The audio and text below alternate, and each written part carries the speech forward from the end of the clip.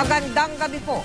Kalunos-lunos ang sinapit ng isang kolehyala na namatay matapos madaganan ng cement mixer na nawala ng kontrol at tumagilid sa Quezon City. Isang pampasaherong jeep ang nadaganan din.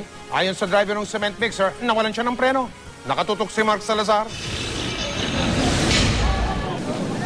May 2 oras nakaipit ang babaeng estudyante sa ilalim ng cement mixer. Nag-aabang lang siya ng masasakyan ng madaganan ng dambuhalang truck na ito.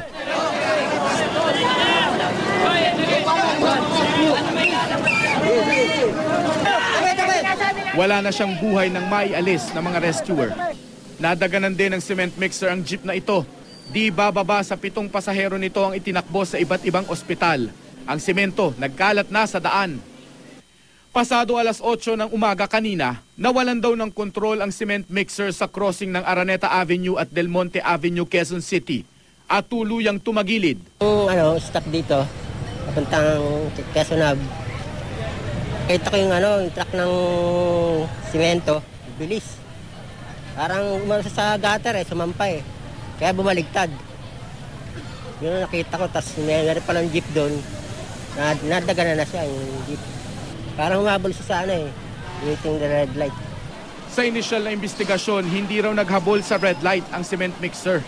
Pero sa puntong ito, hindi pa nakakausap ng investigador ang driver ng mixer. Kaya hindi pa natatanong bakit sinuyod niya ang gutter ng mag-green ang traffic light. Una kasi ng intersection, meron tayo tinatawag na primera pag-abante. Siyempre mabilis ka na konti dyan. Nung dumapo siya sa hukay na to, tumagilid na siya. Kaso nagbigay lalo ng pagtagilid niya, yung pagtama niya sa poste na to. Hanggang sa bumagsak siya, nandiyan yung jeep.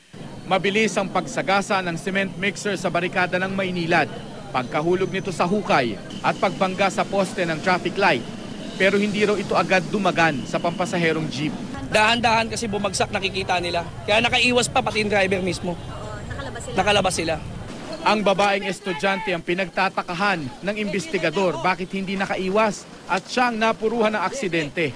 Diretso sa kulungang ito sa Traffic Sector 1 ng Quezon City ang driver ng cement mixer. Kwento niya nawalan siya ng preno. Nag-apply po ako ng preno para titingnan sana kung anong nangyari. Ayaw na maghinto sir diretso na Kaya ang ginawa ko, iniwas ko dun sa maraming sasakyan para wala po akong mapinsala. Ginawa ko lahat ng paraan para wala po akong masasaktan. At gaya ng lahat ng disgrasya, hindi naman daw niya ito ginusto. Pamilya po na saktan ko, sana po patawarin niyo ako. Hindi ko po talaga sinasadya yung pangyayari. Disgrasya po talaga yung nangyayari. Ako rin man din, may pamilya, may mga anak. Hindi ko naman sinasadya yun. Hindi naman po sinasadya ng asawa ko Sana po, wag na lang, maging na lang po sana. Sana patawarin niyo na lang po yung asawa ko kasi pati din siya may pamilya din po. Paano yung mga anak namin maliliit pa?